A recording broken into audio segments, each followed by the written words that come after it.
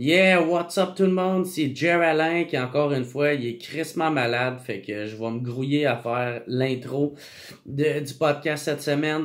Cette semaine, c'est premier podcast de l'année 2020.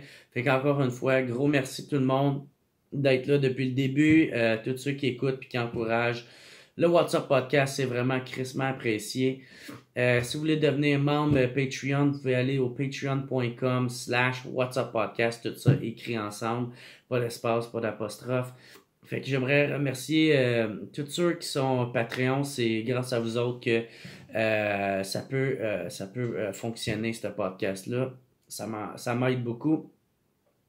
Puis un gros merci à tout le monde qui l'écoute puis qui encourage, tous ceux qui partagent, tous ceux qui commentent, tous ceux qui sont abonnés sur la chaîne YouTube. Aussi, si vous voulez venir me voir en show, mon dernier spectacle que je fais, c'est le 12 mars à ma fête en supplémentaire au Club Soda. Il va y avoir plein d'humoristes invités. Et je promets un spectacle qui va être écœurant. Hein, le premier que j'avais fait au mois d'octobre, il avait été sold out, puis tout le monde avait tellement trippé que j'ai décidé d'en refaire un autre. Je sais qu'en ce moment, j'ai pas de l'air super convaincant, mais à chaque fois que je parle, ça me fait calissement mal à la gorge. Fait que on va falloir se contenter de tout ça, OK? Puis, qui qu'on soit cette semaine, c'est Sylvain Larocque. Sylvain Larocque qui a été fucking nice, qui est venu en plus, vous allez le remarquer dans le début, on en parle que je m'avais trompé de date, on a eu un petit conflit d'horaire, puis il était assez gentil pour revenir sur le podcast, même si ça avait déjà déplacé la veille. Parce que bref, on en parle dedans. On a parlé de sa carrière, on a parlé de ses craintes, on a parlé d'anecdotes. C'était vraiment le fun. Sylvain Larocque, un estime nice guy. J'ai eu vraiment beaucoup de fun à le recevoir. J'ai tout le temps un plaisir coupable de recevoir des humoristes parce que c'est des collègues qu'on peut parler d'humour. On a une passion qu'on partage ensemble. Fait que j'aime beaucoup ça, recevoir un humoriste. J'étais content de recevoir Sylvain, entre autres, pour ça, mais aussi qu'il est extrêmement franc. Il est juste aussi. Fait que ça a donné un très bon produit. Fait que gros merci tout le monde d'écouter le podcast. Je vais vous laisser là-dessus. Je vous souhaite encore une fois une bonne année 2020. Je vous souhaite tout le meilleur. Puis je vais continuer à travailler fort pour que vous continuez à me suivre. OK? Fait que gros merci tout le monde. Passez une excellente semaine. Puis je vous souhaite une bonne écoute. On se revoit la semaine prochaine. Ciao.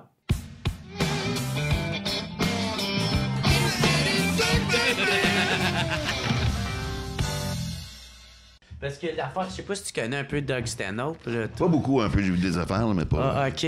Mais lui, quand il a commencé, tout le monde disait... C'est un fan de Doug Stanhope, c'est P.B. Rivard, on en a parlé souvent. Ouais, P.B. Rivard, souvent Wagner aussi, tu sais. Puis...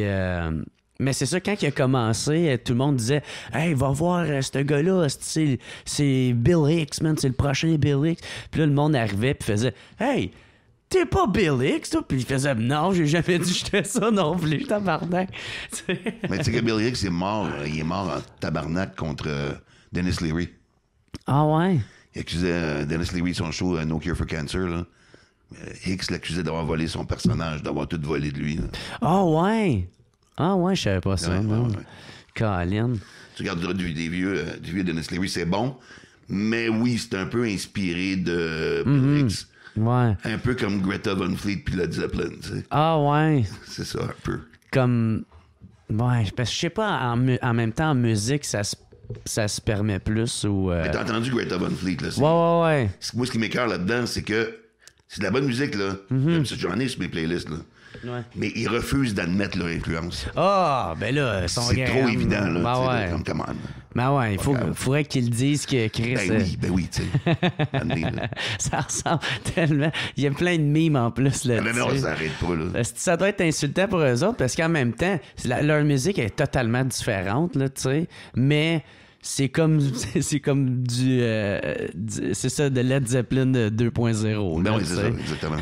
Moi, j'en ai sur mes playlists parce que j'ai toujours été un fan de Led Zepp. Ouais. Ils font plus rien depuis la mort de John Bonham. Fait que t'as pas de nouveau matériel, mais c'est comme Ouais. ça. Mais Ouais, ça l'est ouais. pas. Puis en même temps, j'étais en tabarnak contre moi-même d'en mettre sur mes playlists, de l'acheter. Tu sais. J'ai l'impression de trahir. Ouais. C'est mon sens de l'éthique qui en prend un coup. Là, mais c'est sûr. Mais l'autre, c'était pas comme, genre, mettons, le gars que t'as dit avec Bill Hicks, là, tu trouvais-tu que ça ressemblait? C'est pas comme du Gad Elmaleh, là? Ou... Non, mais c'est pas les jokes qu'il a pris. Ouais. C'est le personnage, c'est Ouais. le style, c'est le delivery, l'énergie. Tu sais, comme Greta Van Fleet, ils prennent pas les tunes de Led Zepp, Ouais. mais ça sonne pareil. Ouais. Puis ça drive de la même façon, puis l'énergie est la même. C'était ça, Dennis Leary puis Bill Hicks. OK. Chris, c'est cool, je savais même pas ça, man. Tu connais pas Dennis Leary?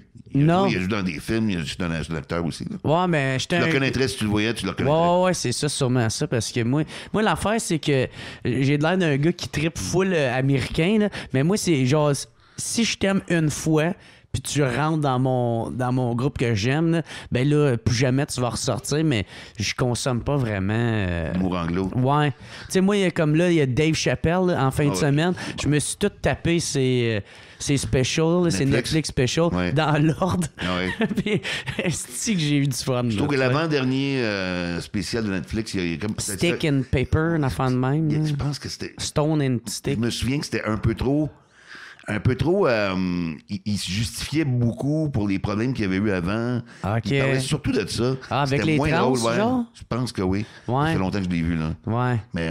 Mais pour revenir, on est sûr, ça tourne. Ouais, Ok. ça tourne déjà. Je sais même pas. Mais Dennis Leary, il était bon quand même, là. Tu sais, c'était pas Bill Hicks, mais c'était bon, là. Ben, je me souviens toujours une joke qu'il faisait. Il parlait de l'assassinat de John Lennon. Il dit, "So John Lennon was shot coming out of the theater, and he had like 3 bullets in the chest, you know, and not one bullet for Yoko. Not one bullet for Yoko." Ah ouais. Ça faisait rire. Il était rough, mais il était bon. Ah, OK. Ouais, je comprends là, maintenant pourquoi Ouais. le style qu'il disait. C'est ça, là. c'est ça. Lui, il disait tout le temps qu'elle allait...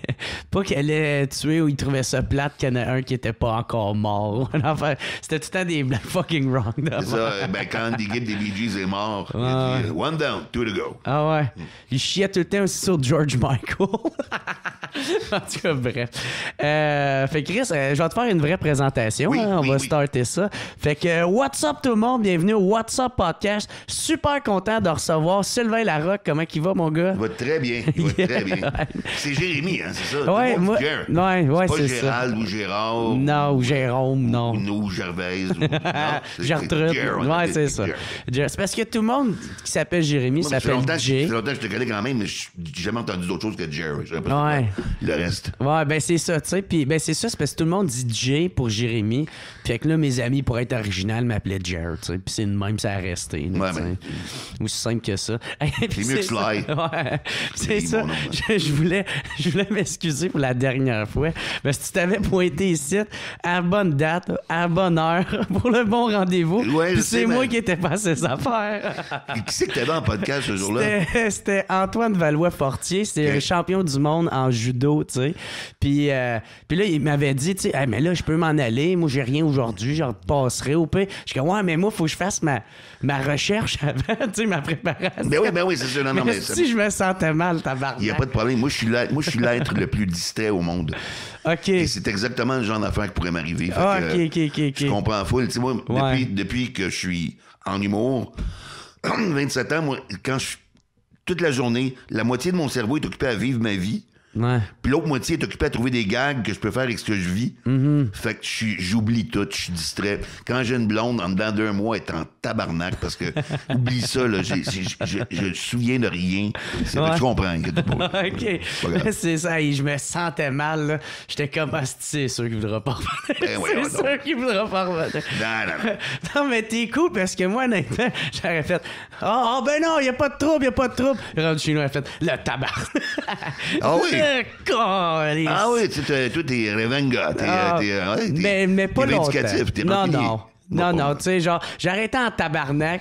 Puis là, tu sais, j'avais reçu le message qu'on t'a envoyé, tu sais. Ouais. J'aurais fait, Non, ben ça arrive des affaires. Ben oui. Je suis balance au bout. Ouais, ben moi, je suis monsieur de deux réactions dans la vie. Ouais. Souvent parce que je suis bien impulsif. Ouais. Puis je vais répondre de quoi sur le coup, tu sais, un peu rough des fois ou un peu Ses émotions, mal enveloppé. Ouais. Puis après ça, je reviens 5 minutes après, je fais comme, ouais, OK, garde, finalement, tu sais, j'ai toujours deux réactions. Avec le recul, genre. Avec le recul, mais je trouve que c'est ça qui est merveilleux dans le métier d'humoriste. Pour moi, en tout cas. Ouais. C'est une des plus belles choses que ça m'a donné. C'est-à-dire que, tu sais, mettons que t'es un comédien de théâtre, mettons, là. Ouais. La pièce de théâtre se plante. OK? C'est correct? Ça marche? Ouais, OK. tout est beau. Mais là, t'es un comédien de théâtre, puis la pièce de théâtre se plante. Qu'est-ce que tu fais? Tu peux blâmer un autre comédien. Tu peux blâmer le producteur, le metteur en scène, l'auteur, tu sais. T'es pas impliqué. Mais quand tu te mets en scène, t'écris tes textes, puis tu parles directement au public, et que tu te plantes, tu reviens chez vous, tu te regardes dans le miroir, puis tu te dis, c'est quoi mon esti de problème à moi? Ouais, c'est ça. Fait que c'est un métier, ça fait 27 ans là, que je fais en moyenne 3-4 shows semaine. C'est un métier qui me pousse, après chaque show, à me remettre en question. Ouais. Et ça a eu une incidence dans ma vie personnelle aussi. C'est-à-dire que maintenant, quand je suis en conversation avec quelqu'un, s'il y a un conflit, tout ça, je peux avoir une réaction, mais je vais facilement prendre du recul et comprendre le point de vue de l'autre avant de... Essayer de faire poser la le part des pour, le choses. contre. Ouais, c'est ça. Puis de voir les deux côtés de la Et médaille. c'est quelque chose que je faisais pas étant plus jeune. Ouais. J'étais arrogant, j'étais baveux, puis tu sais, j'étais pas d'accord avec toi, j'étais pas d'accord avec toi. J'étais fermé. Plus à cette heure. Mais il y a pas c'est grâce au métier, je pense. Mais penses-tu qu'il y a un peu de la maturité puis de la sagesse qui apporte là-dedans? C'est sûr. Ben, tu sais, la maturité puis la sagesse, elle peut choisir différentes façons de se manifester. Tu sais. OK. Mais je pense que oui. Ouais. Parce que moi, tu sais, même encore aujourd'hui, moi, tu sais, je pense beaucoup, comme tu viens de le dire, justement, mais il y a des affaires, je fais comme, non, vous m'aurez pas. Ouais, il y a des affaires, c'est qu'elles je vais moquer un peu plus. Ouais, c'est ça. Il y a des affaires, Ça, je suis c'est vraiment... clair. Mais par exemple, la différence, c'est que je prends le temps d'écouter, tu sais. Avant l'erreur que j'aurais faite, c'est de pas écouter, puis de pas... Tu sais, des fois, ça arrive aussi que, tu sais, je finis par changer d'idée ou sinon, ça finit par nuancer mon propos. Ou, tu sais. Mais il y a tout le temps des affaires, je fais comme les tabarnak. Ah oui, mais c'est sûr qu'il y en a, là. Ça, c'est pas trouver de ça, c'est sûr. Yes, fait que, bref, tout ça pour te dire merci d'être là. Merci d'avoir accepté mon invitation. Ouais, c'est ça, là... Ça, est-ce que tu dois être tanné? Parce que là, ça fait un bout que t'as pas sorti de one-man show. Tu dois être... T'es-tu tanné de qu'il y en a qui font comme... Vu que t'as pas de one-man show, on te voit pas à TV, on fait... Hey, là, on te voit plus! Tu fais encore du l'humour? Ça arrive, mais tu sais, c'est parce que mon dernier one-man show est sorti en 2015. Ouais. La tournée a fini en 2017. Après ça, j'ai fait une tournée d'un an et demi, un best-of de mes 5 shows. Fait que j'ai pas arrêté. Ouais. Ben c'est ça. Puis en plus, t'es beaucoup derrière la caméra, là, tu sais, qui est en hauteur. 3-4 shows par semaine. Ouais. Pas dire, je suis pas non, mais c'est ça. Mais tu sais, t'as pas arrêté. C'est ça. Mais c'est ça, tu sais, pour le grand public. C'est comme ça, on te voit plus! T'es plus là! Ben, il me disait ça il y a 20 ans aussi. Ouais. Tu sais, parce que moi, je suis pas une bébite de médias, moi. Ouais. Je suis pas un bon politicien, je suis pas sociable dans la vie. Tu sais, puis je suis incapable de faire semblant. Ouais. Si je suis avec quelqu'un qui me tape ses nerfs ou qui me plaît pas, je suis pas capable de faire semblant de l'apprécier. Ça paraît dans ma face. Ouais. Ça fait que, tu sais, j'aime mieux faire mes choses, c'est là que je prouve ce que je vaux, que d'aller dans tous les journaux à Potin, dans toutes les petites émissions, faire du blabla, puis me plugger. J'haïs ça. Ouais. J'haïs ça. Moi, j'aime mon métier pour l'écriture puis la scène. Ouais. C'est ça que j'aime, tu sais. Mais je développe des affaires. On va me voir la face pas mal plus dans une couple d'années. Ouais. Ben c'est ça, là, t'es en train d'écrire ton nouveau show. C'est ça? Parce que j'ai lu un article qui parlait de ça, justement. Ouais, ça, j'ai commencé à l'écrire. Ouais, j'ai commencé à l'écrire par le roder. Peut-être 45 minutes sur nouvelle-là. Je suis en train de négocier mon contrat de production. Fait que ça va être en 2021. Ah, OK. Fait que les choses se passent, là. Les choses se passent tout le temps. Les choses se passent tout le temps, mais en même temps, j'écris une pièce de théâtre. Ah, OK, aussi. Ça va être ma deuxième. Ah, ouais. Ouais. Avec mon ami Stéphane Roy. On a fait une pièce de théâtre en 2007 qui s'appelait Mars et Vénus. Puis c'était l'histoire d'un couple sur 8 ans. Mais il y avait un animateur, c'était moi et Sonia Vachon qui étaient les rôles principaux. Et Stéphane, lui, il faisait l'animateur. C'est-à-dire que le public choisissait 8 fois dans le show ce qui arrivait au couple. Avec des cartons qui votaient de 2 couleurs différentes.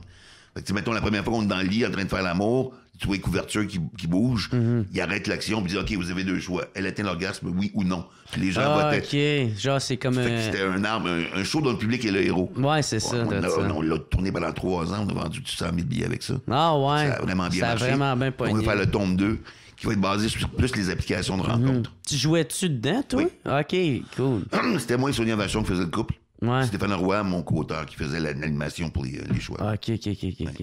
Puis là, pour ce show-là qui s'en vient, c'est quoi qui t'inspire, là, ces temps-ci? Tout, rien. C'est du stand-up. Ouais. Tu sais, souvent, les humoristes qui sont plus des monologuistes ou des anecdotistes vont te dire, moi, j'ai été inspiré par une thématique, par ça. Moi, je fais du stand-up. Moi, c'est une joke aux 10 secondes, puis on change de thématique 3 fois en 5 minutes. Ça fait que, tu sais, il n'y a pas de un thème. Mais le show va être il va être moins noir que le dernier. Okay. Mon dernier show est écrit dans une période de noirceur complète. Pour moi, parce que je venais de me séparer, divorcer. Ma mère est décédée. Puis moi, j'ai été hospitalisé en 6 mois. Puis je l'ai écrit dans un mood de noirceur. Il était excellent, le show. Les critiques ont été super bonnes. Puis tu parlais-tu de ça, justement? De ça, non. Ouais. De ça, non, mais d'autres sujets, par exemple. Tu sais, je faisais un numéro complet que je disais que la façon d'être heureux, c'est d'être pessimiste. Tu sais, c'était pas cheerful. Ouais. Le prochain va être plus spirituel. Tabarnak, OK. Je pense ben oui, parce que c'est logique aussi que les pessimistes soient plus heureux. Non? Ouais. Ben, moi, je suis quelqu'un de pessimiste dans la vie, là, fait que... Non, mais c'est parce que les optimistes sont souvent déçus. Ouais. Les pessimistes n'ont que de belles surprises. Puis un optimiste, même quand ça va bien, il peut se contenter que ça, il fait, ben, je le savais, tu comprends? Il n'y a même pas de surprise. Fait que c'est ça mon argument de base pour... moi, c'est juste, je déteste les êtres humains. C'est pas mal juste ça mon argument. Oui, mais c'est vrai. On dirait que je vais pas plus loin que ça. OK, il y en a qui voient le verre à moitié plein, il y en a qui le voient à moitié vide. Toi, tu vois le verre, puis tu dis, hey, si je le pète, je m'ouvre les veines avec. Bonne idée! Faire un rat qui rit avec. C'est ça, exactement. C'est qui c'est qui disait? C'est Woody Allen qui disait, moi, je vais le verre à moitié plein. De poison. Moitié plein. Fait que ça, puis j'ai une conférence aussi. Je fais une conférence ces temps-ci pour les organisations. C'est-à-dire, moi, je suis gradué de HEC. OK. J'ai enseigné 4 ans à l'école de l'humour, puis en plus des ateliers à l'extérieur. Puis ben j'ai gagné des prix d'auteur, puis toutes sortes d'affaires. Fait que j'ai pris tout ça, puis j'ai fait une conférence sur l'utilisation de l'humour en milieu d'entreprise. Comme outil, comme moyen de... c'est-tu... Parce que t'as reçu pas un prix au HEC ou en informatique, c'est ça tu parles? Ben non, c'est pas un prix, c'est un diplôme. Un diplôme, OK. OK, non, mais c'est parce que j'avais vu un article... J'ai eu un bac. Non, je l'avais comme mal lu, là, c'est pour ça. Mais... J'ai eu un bac au HEC. J'ai gagné au HEC de quoi? J'ai gagné un char au HEC. C'est ça? Quand j'étais étudiant, j'ai gagné un char. OK. Il faisait tirer un Acura de l'année. Ah ouais? Il était exposé dans le salon des étudiants. Puis c'était pour financer notre balle, tu comprends? OK.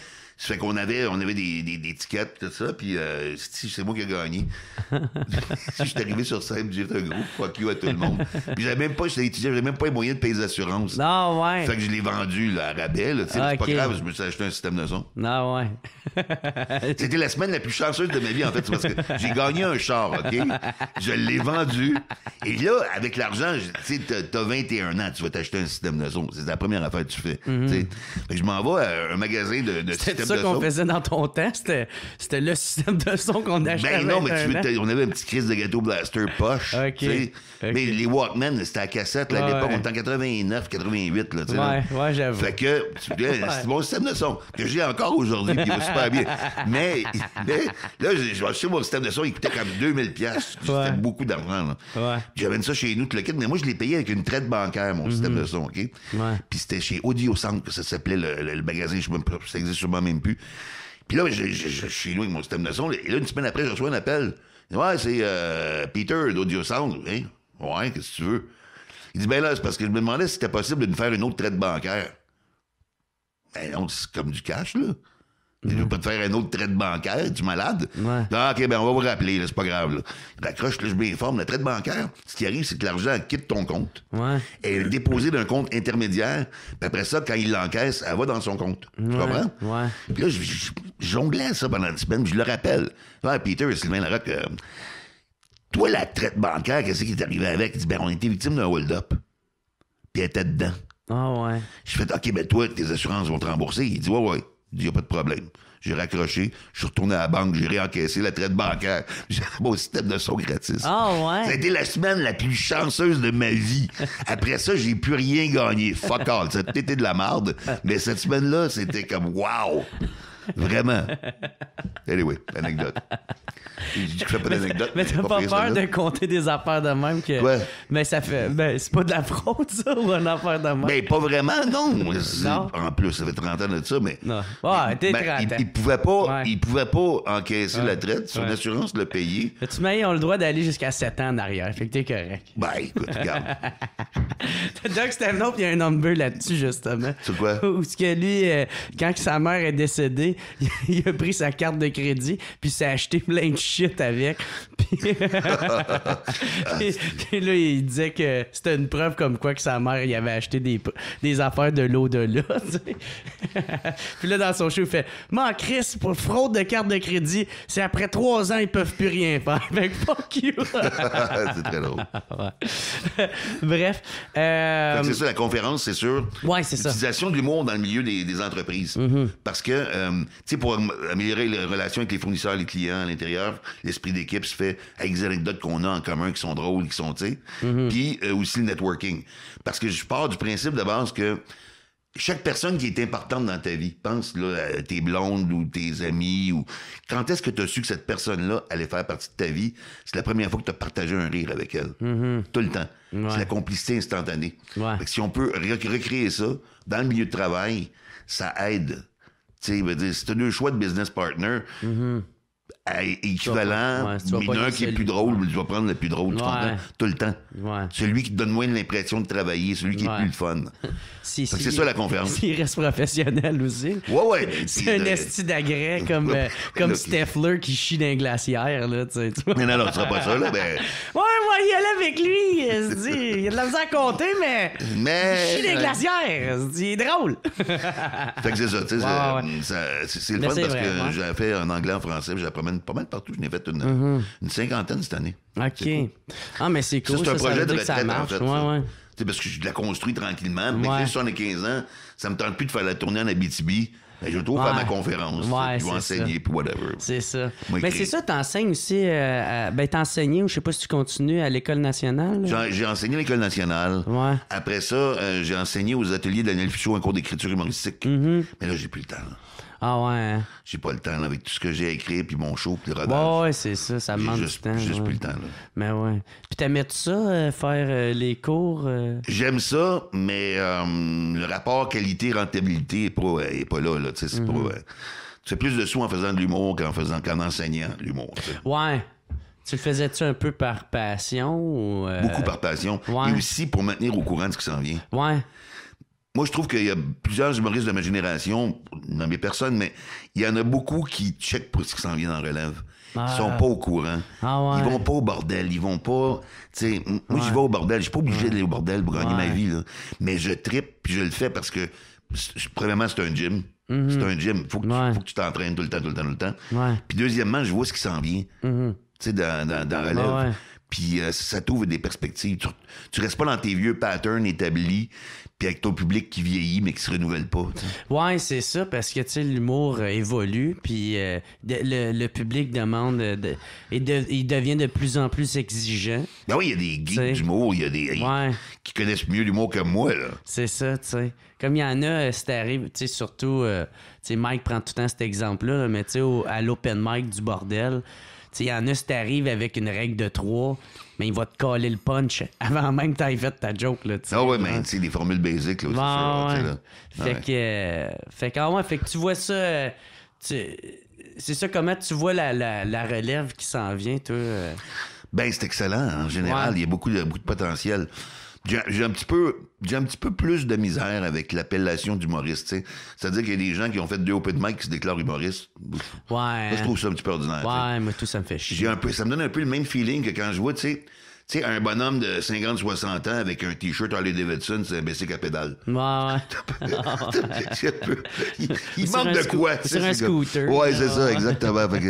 Mais bon, ça veut pas dire que... Tu sais, je sais pas, on peut pas définir à partir de quel moment t'es humoriste, mais quand tu fais 2 open mic, là, t'as peu slack, là. Ouais, c'est ça, tu sais. Pas ça comme emploi dans ton Facebook, là, c'était pas crédible, là. Mais il y a de l'excellente relève, écoute, c'est hallucinant. Puis il y a beaucoup d'endroits aussi pour essayer du stock. Tu sais, souvent, les plus jeunes humoristes vont me voir, ils vont dire, hey, dans ton temps, c'était facile, il n'y avait pas de compétition. T'as peu, là.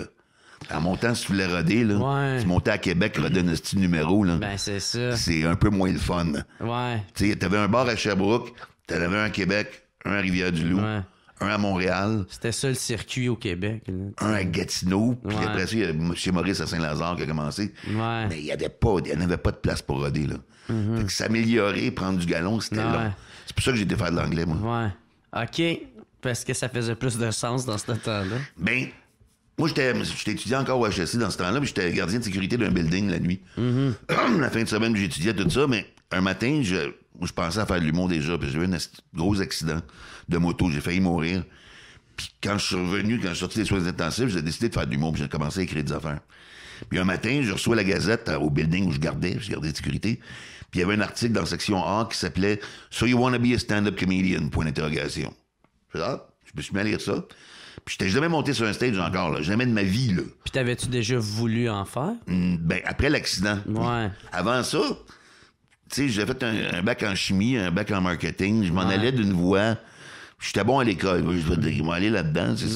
C'était évident, mais là, ça me tentait plus. Mais t'y avais-tu déjà pensé, par exemple? Avant, non. Même pas? Non. Mais c'est vraiment quand tu passes proche de mourir, tu t'aperçois à un moment donné que... En tout cas, moi, c'est une épiphanie que j'ai eue. Ouais. Il y a beaucoup de gens qui vont préférer un malheur qui leur est familier à un bonheur potentiel qui implique un risque pour y arriver. Ouais. Tu sais, combien tu connais de gens qui restent dans leur job, dans leur couple, mais ils chialent tout le temps, mais ils restent là. Ouais, parce que c'est une sécurité d'emploi. C'est de la familiarité, même si c'est triste, même si c'est malheureux, c'est familier, puis ils ont peur de l'inconnu. Ouais. Moi, j'ai décidé de pas vivre de même. Ouais. Et puis, j'ai décidé de pas vieillir avec des jarrets dondus dans la tête aussi. Arrivé à 80 ans avec des jarrets dondus, là, ça était poche, tabarnak. Ouais. Ça fait que j'ai commencé à écrire, puis j'ai vu cet article-là un matin, puis ça disait qu'au Comedy Works, au Comedy Nest, c'était les 2 clubs de stand-up à Montréal, il y avait des workshops, puis des soirs amateurs. Fait que j'ai fait, OK, c'est ma chance. Je parlais pas super bien anglais, mais j'étais tellement motivé, là. Je suis arrivé d'un open mic au Comedy Works en 91, lundi, avec mon accent francophone, le seul francophone là-dedans. Tabarnak, fait que ça fait 28 ans de ça. 28 ans. Chris, je suis né en 91. Ben, je sais, t'es jeune. Et puis, j'arrive là, et l'animateur qui s'appelait Alistair McAllister à l'époque, j'étais supposé être 5e, genre, dans le line-up, tu sais. Ah ouais. Il me dit, Sylvain, il va falloir que t'attendes un peu parce qu'il y a quelqu'un qui vient de rentrer, puis il veut aller tout de suite sur scène, donc tu vas passer après lui. Donc, mon premier soir amateur, il a fallu que je suive Norm Macdonald. Ben ouais, ça, j'ai entendu ça, tabarnak, man. Il a tout détruit, il a tout arraché. C'est un de mes humoristes préférés. Ouais. De tous les temps. Il a tout arraché. Et après ça, là, je me suis planté, là, misérablement. Une mort lente et pénible là, sur scène. Je pense que j'ai pas bandé pendant 6 mois après ce show-là. Si j'étais à terre complètement. Mais j'ai continué. Mais ça a été dur. Ça a été vraiment dur. Non, McDonald, ça a l'air qu'il est québécois, lui, en plus. Non, il vient d'Ottawa. Il vient d'Ottawa? Ouais, c'est un gars d'Ottawa. Ah, OK. Je pensais qu'il avait été à la même école que Mike. À ce que je sache, j'ai commencé au Yuck Yucks à Ottawa. OK. Mais, ah ouais, tabarnak. Puis lui faisait quoi? 88 Albert Street, Ottawa, Yuck Yucks. Il faisait déjà combien de temps, lui, en faisait, Norm Macdonald? Ben lui, ça doit faire peut-être 6-7 ans, je suppose, je sais pas. OK, avant toi, genre? Oui, ben lui, il est débarqué là comme Louis-José débarquerait d'un open mic au bordel, ils vont lui donner le spot qu'il veut, tu comprends? Ah ouais. Lui, 2 ans après, il animait le Weekend Update à Saturday Night Live, là. OK. Il était comme, il était Sur on une the montée, rise, ouais, là, c'est ça. Une montée fulgurante, là. Ouais. Je pouvais pas suivre ça, là, oublie ça, là. Il y avait des jeux de mots en anglais que je maîtrisais zéro, c'est de la merde, mon affaire, là. Ouais. Il faut que ça prend du cran, ça prend de la persévérance, de la résilience. Ben c'est ça. Puis là, c'est ça fait 28 ans que tu fais ça. Qu'est-ce que tu trouves qui a changé depuis que tu as commencé dans le milieu? Qu'est-ce qui a changé? Ben, ça revient aussi. Au niveau des sujets utilisés, ben, les personnages, on n'en voit plus. Aussi, des humoristes font des personnages permanents, comme les Denis ou, tu sais... François Bellefeuille, etc. Tu t'en verras plus d'autres. Puis ça, c'est bien correct. J'ai jamais aimé les personnages. T'en as-tu déjà fait, toi, les... Ou t'as Attends essayé? un peu, non. Attends un peu, je n'ai fait un dans mon avant-dernier show. Ouais. C'était le chef du Parti indécis du Québec. Ah, oui, OK, ouais. C'est un sketch, ça, C'est un sketch, mais c'est un personnage quand même. Ouais. À l'école, j'en ai jamais fait. Dans le temps que Mike Ward animait au Swimming sur la rue Saint-Laurent des années 90, on a fait un soir où ceux qui faisaient des personnages faisaient du stand-up et vice-versa. Ouais. Puis j'ai fait un stand-up d'un gars qui était schizophrène avec une maison en carton sur la tête. Je disais que j'entendais des voix dans ma tête. Fait que je reconstruis un bungalow. Ça partait de là, puis c'était n'importe quoi. Ça a-tu marché? Ben, tous les humoristes étaient crampés parce qu'ils C'était n'importe quoi. absurde de me voir de même. Ouais. Tu comprends? Mais non, le public, je pense pas, non.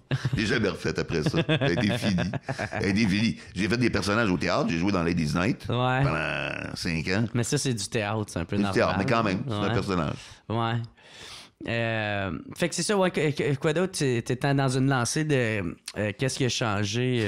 Ce qui a changé, ben ça, ce que je trouve intéressant, c'est qu'il y a des affaires qu'on avait sorties de notre propos, mais qui reviennent. Tu sais, parce que dans les années 90-2000, à un moment donné, les gens étaient écœurés d'entendre les humoristes qui parlent de leur femme, de leur blonde, de leur banlieue.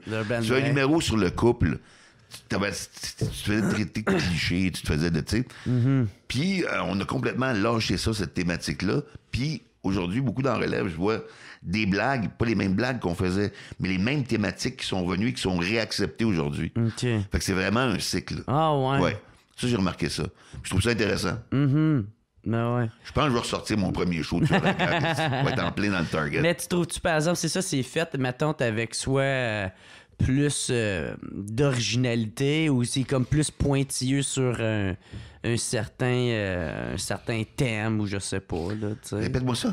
Si tu trouves, mettons, que les blagues, mettons, c'est fait, je sais pas, sur les couples ou sur les ci Ouais. ou sur les ça va être plus, mettons, pointilleux que juste dire, je sais pas, hey, ma belle-mère, je suis plus capable. Là, Oui, c'est sûr. Ben, ça, c'est du vaudeville des années 70, ma belle-mère, là, tu sais, mais Ouais. nous autres, c'était plus, à vous remarquer, qu'on était dans l'observation beaucoup, Ouais. dans les numéros de couple.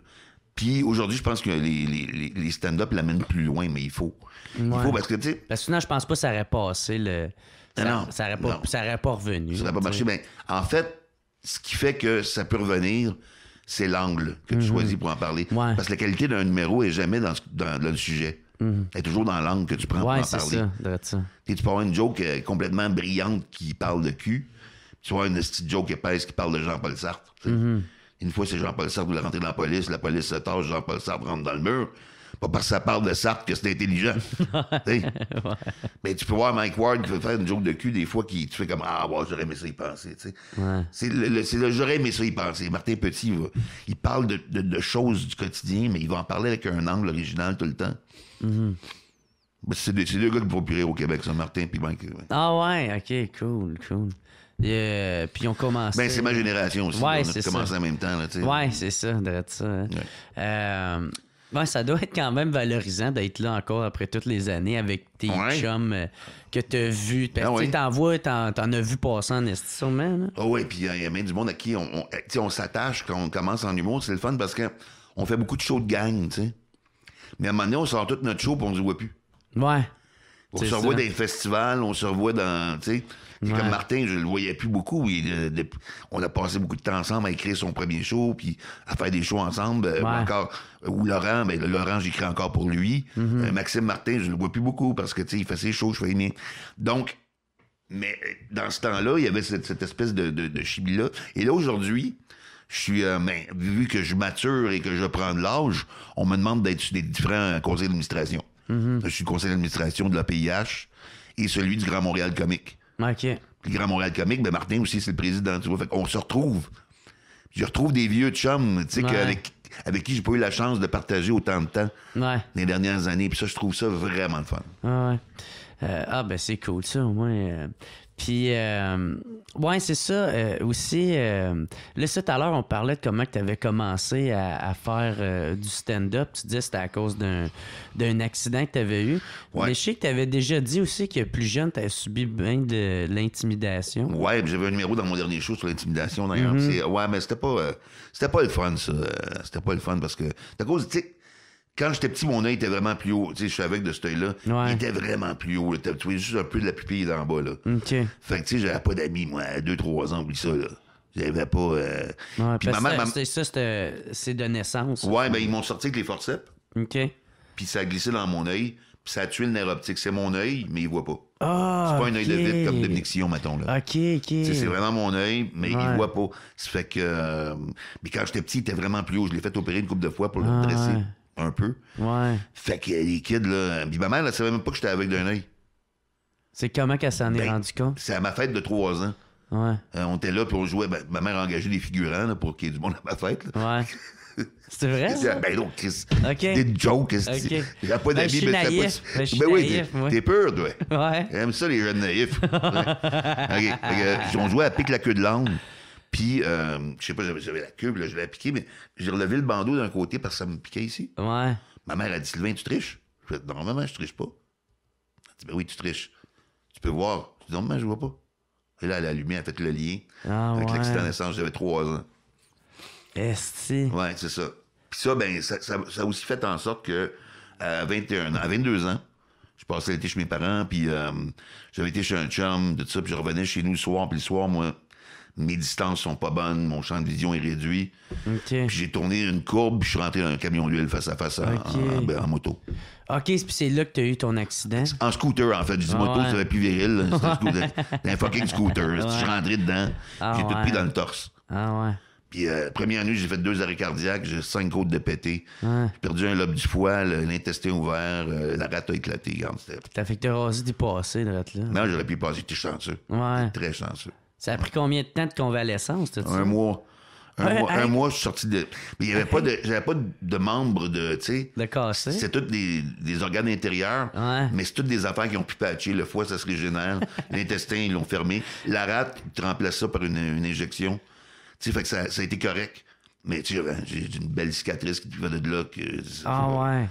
Pas cool. Mais c'est après ça que j'ai décidé de commencer à faire de l'humour. OK, OK. Ça a été l'élément déclencheur. tu sais. Ah ouais.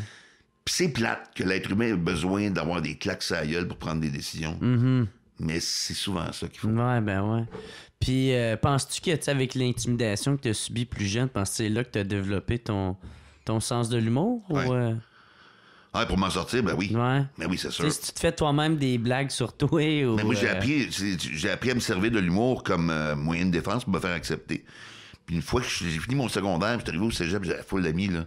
C'est le contraire. Ok. Le vent a vraiment tourné. Mais il a vraiment fallu que, mettons, toute la période du primaire, secondaire, c'était pas le Primaire, fun. début secondaire, ça a été rough. Ah ouais.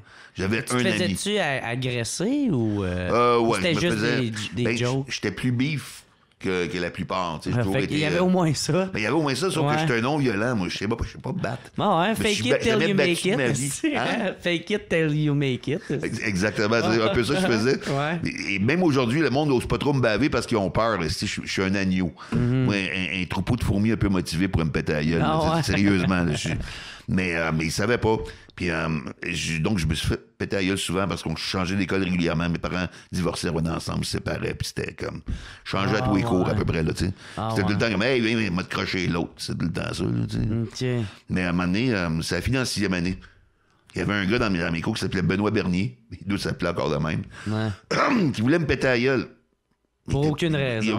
Je sais pas trop ce que j'avais fait. Là, Ouais. tu sais, là. Puis moi, j'avais peur après l'école. M'allait faire la joke poche de... Ouais. Il m'a regardé croche, le tabac. C'est ça. Ben, c'est peut-être rien que ça. C'est peut-être rien que ça, tu sais. C'est le combat de coq, là. Oui, c'est ça. Ben, tu sais, quand on avait 10... Non, excuse-toi pas, c'est correct, c'est drôle. Ouais. À 10, 11 ans, tu sais, c'est pas le summum de l'intellect, là. Mais bon, tu sais, on sortait après l'école, je m'arrangeais pour sortir par une autre porte que lui, pour pas qu'il me pogne puis me pète la gueule, tu sais. Ah ouais. Mais un des derniers jours d'école, sur l'heure du midi, il a décidé que c'était fini. Puis là, il a voulu se battre avec moi, puis tout le monde était autour, tu sais, puis là, je faisais comme... Ah, comme je l'ai ouais. pogné, puis je l'ai tenu de même. Pendant 20 minutes. Ah ouais. Il gigotait, il se débattait, mais moi, j'étais tellement plus fort que lui que je l'ai tenu de même sans le frapper, jusqu'à temps que la cloche sonne. Ouais. Puis après ça, les deux, on est montés au bureau du directeur. On s'est assis un côté de l'autre. Le directeur m'a regardé, il m'a dit, vas-tu le lâcher? Ah ouais. As-tu fini de l'écœurer? C'est lui qui... Mais j'étais tellement plus bif Ah ouais. qu'il était sûr que c'était moi le goon, là. Tu sais, là. Tu comprends? Ouais. Ben, c'était ça. Le primaire, ça a été rough. Mais Puis heureusement... t'as-tu lâché un peu après ou ça... Ben, après ça, moi, ça a empiré, genre? Ben, la 6e année était finie. Ouais. Moi, pour moi, en tout cas, lui, je sais pas s'il en a fait un autre, là, mais. Ouais. Il est peut-être encore là. Non, ouais. Mais non. Il t'attend encore au rack à baisser. C'est ça, il est encore là. Avec son T-shirt Harley Davidson, puis son bicycle à pédale. Ouais, drôle ça. Fait que, non, mais lui, il allait à la polyvalence à Cowansville, puis moi, j'étais allé à l'école privée à Granby. Dans le fond, c'est lui qui conduisait le gros truck d'huile. Toi, tu penses que c'est toi qui as mal regardé. Ouais, c'est ça, mais c'est lui qui t'a c'est lui. ramassé. C'est express. T'as T'es eu mon mon tabarnak. tabarnak. En fait, il me poursuit depuis que je suis tout petit, puis je ne sais pas. Il s'acharne, il me pose des malheurs. C'est vrai ça. Fait que c'est ça. Ça a été etc. Mais je m'en suis bien tiré. Ça, mais tu disais que, puis là, rendu au secondaire, c'était un peu moins pire ou c'était plus pire? Ben, c'était moins pire. On vieillit un peu, tu sais. Ouais. Mais d'un fois, en secondaire 3, j'avais un ami, là. Ah ouais. J'avais un ami, puis... fait que c'était ça qui était c'est rough. peut-être c'est qui mon ami, d'ailleurs, l'ami d'enfance depuis la deuxième année. Il est lecteur de nouvelles à Radio 98.5, puis c'est quoi? Il s'appelle Stephen Zerbinski. Ah non, On entend souvent, les gens souvent connaissent son nom. Okay. C'est mon meilleur ami depuis la deuxième année du primaire. Ah ouais. C'était le seul avec qui j'étais ami toute cette période-là. Zerb, puis c'est encore mon ami aujourd'hui. Là. Stéphane Zerbinski. Zerbinski. Il l'a plu un peu plus, mais c'était Stephen Zerbinski. Ah ouais, on dirait le cousin à Mark Zuckerberg. Ouais, c'est ça, exactement. Oui. Mais, OK. Fait que, fait que tabarnak, fait que c'est là, tu penses sûrement que t'as fait tes armes en tant que... Ben oui, parce que je me servais de l'humour pour me faire accepter, tu sais. Ouais. À un moment donné, je me souviens clairement, j'avais fait une école, j'étais en deuxième année, puis c'est là que j'ai réalisé l'utilité que l'humour pouvait avoir pour moi. Mm-hmm. C'est le petit gars dans ma tête, et j'arrive d'une nouvelle école, puis la prof, elle a dit, j'avais 8 ans, 7-8 ans, elle a dit, on a un petit nouveau aujourd'hui, Sylvain est arrivé, Sylvain, viens avant de la classe te présenter. Puis je suis arrivé, puis j'ai décidé de risquer. Tu sais, j'ai fait comme, bon... oui, j'ai un œil croche, mais ça a des avantages. Peu importe ce que je fais, la prof, elle pense que je regarde au tableau. Ah ouais. Puis les kids ont tout parti à rire. C'était un crise d'un bon gag au début, Ben tu oui, connais c'est pas ça. personne. Ben, t'as le goût de l'aimer. Là, tu l'as improvisé, c'est ça, exactement. Ouais. Et là, j'ai appris que l'humour, c'est la seule affaire au monde qui peut prendre un défaut et le changer en avantage. Mm-hmm. C'est la seule affaire qui peut faire ça. Ah ouais. Il n'y a pas d'autre chose. Ben c'est ça, moi, tu sais, moi, tous mes drames que j'ai vécus, depuis que je suis humoriste, je les ai tous transformés en joke où j'essaie de trouver de quoi de drôle. Là, ça en est rendu quasiment un problème. Là, mais... Rendu, tu cherches le trouble pour l'inspiration. non, ben genre, tu sais... J'ai appris, il y a une police, m'a l'envoyé chier, besoin de joke. Non, mais tu sais, quelqu'un de proche vit de quoi, puis là, il me compte de quoi, puis je fais comme « Hey, mais bro, d'une certaine façon, c'est drôle, parce que... » Puis là, il est comme « Man, tu peux pas être sérieux pour une fois. » Ouais, m'excuse, je m'excuse. Des formations professionnelles. Ça arrive à tout. Puis ça continue après ça. À un moment donné, j'étais rendu à l'université. J'étais à McGill, j'étudiais en chimie. Puis on avait, je me souviens, j'avais pas d'amis non plus parce que je suis francophone entouré d'anglophones, puis j'arrivais de nouvelles, tu sais. On avait un cours d'informatique, on apprenait un langage, le Turbo Pascal, genre, quelque chose du genre. Je pense que ça existe même plus. Turbo Pascal. Ouais, c'est un langage de programmation. Ouais. Il y avait 600 étudiants dans la classe. C'était un gros auditorium, là. C'était un cours qui était très prisé. Puis la prof en avant était super bonne. Elle s'appelait Paula Moser, je me souviens toujours. Puis on comprenait tout. Elle était super bonne pédagogue, tu sais. Puis à un moment donné, elle est partie 2 semaines en congrès à Harvard, genre. Puis son frère l'a remplacé. Puis son frère lui enseignait au doctorat. C'était un esprit de nerd, là, vraiment. Puis lui, il savait pas comment livrer un cours. Il était pas pédagogue. Personne ne comprenait rien. Pendant 2 semaines, là, les 600 étudiants, on paniquait. On comprenait tout de rien. Puis à un moment donné, il a arrêté. Puis il a fait, y a-tu des questions? Et moi, j'ai levé la main. Je dis, oui, quand est-ce que ta sœur, elle revient? Ah ouais. Et j'ai eu une ovation debout. Dans la classe. Première ovation. Ma première ovation debout, c'est d'un cours de Turbo Pascal, à McGill. Fait que c'est de là un peu que ton envie de c'est te de là. faire rire. Tu vois, après ça, je me suis fait plein de chums. Tout le monde est venu me parler, tu sais. Ouais. L'humour, c'est tout ça. Ça te permet de prendre quelque chose de négatif, d'en faire du positif. C'est un lubrifiant social. Ouais. C'est un dédramatiseur. Tu sais, ma mère, c'était horrible. C'est ma personne préférée. Et puis là, aujourd'hui, mais pendant 15 ans de sa vie, elle était en chaise roulante. Tu sais, elle pouvait pas avancer. Elle fait de l'arthrite rhumatoïde. Là, ses doigts pliaient de même. Puis elle se regardait, elle faisait ça. C'était pas évident, là.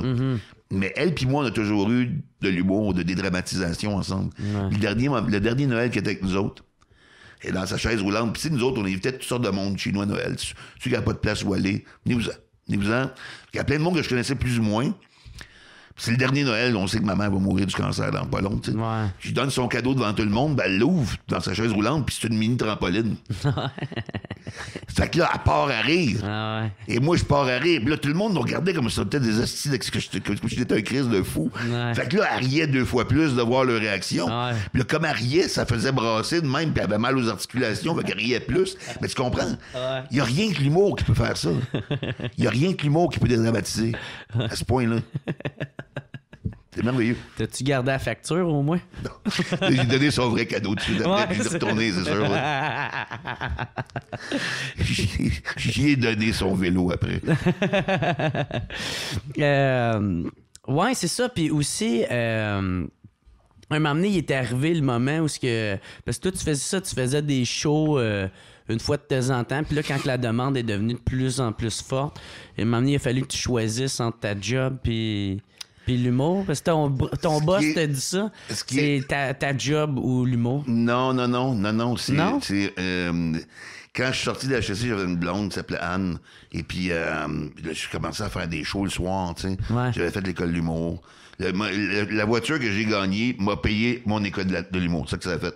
Ah, OK. J'ai payé mon école d'humour avec ça. C'était combien dans ton temps? C'était pas cher, c'était 600$, sauf que j'ai pas eu besoin de travailler. Je pouvais vivre avec l'argent que j'avais de côté à cause de la voiture. J'avais vendu genre 11 000$. Fait que j'avais un peu de sous pour passer 6 mois d'école sans travailler ailleurs. Puis vraiment me concentrer. C'est ça. C'est sûr, c'était pas à l'époque des 7000, là.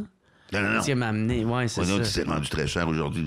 C'était 600$, ça durait 6 mois. Ouais. L'année d'avant, nous autres, ils étaient payés pour aller à l'école. C'était un programme de l'aide sociale, je pense. Puis ça t'avait-tu bien aidé, l'école, quand t'avais été le faire, ou c'était juste moi, ton diplôme, genre? Ça a été correct. Il y a des gens que j'ai rencontrés à l'école qui sont encore des amis aujourd'hui. Ouais. Puis avec qui j'ai fait des bons bouts de chemin. Moi, j'étais en même temps que François Morancy, Jean-Michel Anctil, Marc Brunet, qui est un auteur extraordinaire. Ah ouais, de Like Moi. Ouais, Like Moi, avec Marc Labrèche. Tout ça, Marc Labrèche a fait. Là, c'est lui, là, les bobos. Même dans le temps, la fin du monde est à 7 heures. Et puis, la série, là... en tout cas, il y en a fait plein, Marc. Il est brillant, ce gars-là. Les amours, les feux... Le cœur a ses raisons. Le cœur a ses raisons de ça. Hey, ça, même, moi, j'ai pas connu ça, là. Ça vaut la peine de le voir. Mais ouais, c'est ça, je les ai réécoutés. Je les ai réécoutés aujourd'hui. C'est hallucinant. Comment ça fait que j'ai pas écouté ça, moi, tabarnak? C'est vraiment bon. Il parodie ça, dans le fond, les affaires, les feux de l'amour, puis... Ça n'a aucun sens. Et c'est absurde. Anne Dorval est géniale. Ah oui.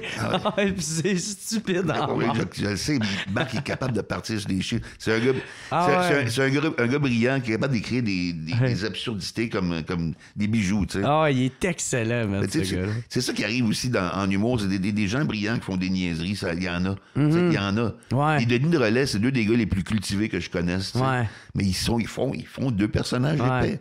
C'est Coluche. Ils sont calmes dans la vie. Je sais pas si tu connais la citation de Coluche, l'humoriste français qui est décédé il y a quelques dizaines d'années. Ouais. Il dit... Ce qu'il y a de bien avec l'intelligence, c'est qu'on peut facilement décider de passer pour un imbécile, mais le contraire est difficilement réalisable. Ouais, c'est vrai. Ah ouais. C'est en plein ça. Je savais pas que c'était lui qui avait. Ouais, c'est lui qui a dit ça. C'est en plein ça. Donc, t'es rendu là? C'est que je t'avais posé la question de ton boss, il faut qu'il te dise. Ouais, mais c'est ça. Finalement, c'était ta blonde. Ma blonde, quand j'ai sorti de la HEC, elle était comptable, là, tu sais, elle graduée comptable. Puis moi, je travaillais chez IBM le jour, avec ma cravate, tout, j'étais représentant. Ouais. Le soir, je faisais des shows, mais tu sais, je rentrais pas à la maison avant minuit, j'allais faire des shows. Dans ma blonde, a commencé à être tannée, elle me voyait jamais. Après, maintenant, elle dit, c'est l'humour ou c'est moi. Ben, je suis encore en humour aujourd'hui. Non, ouais. Mon boss, lui, il aimait ça. Bon, il s'appelait Marc Archambault. C'est le meilleur boss que j'ai eu de ma vie. Il était compréhensif. Un bel être humain. Puis lui, il tripait sur mon humour. Fait que des fois, j'avais besoin d'un après-midi off. Il me laissait off, tu sais. Mais maintenant, au bout de 3 ans, j'étais rendu, je faisais 6 heures par semaine. Il dit, Sylvain, là, je peux pas justifier ton salaire. Là, regarde, ça n'a plus de sens. Là. Ouais. Mais j'avais pogné un contrat à C'est quoi FM pour faire le retour à la maison l'été.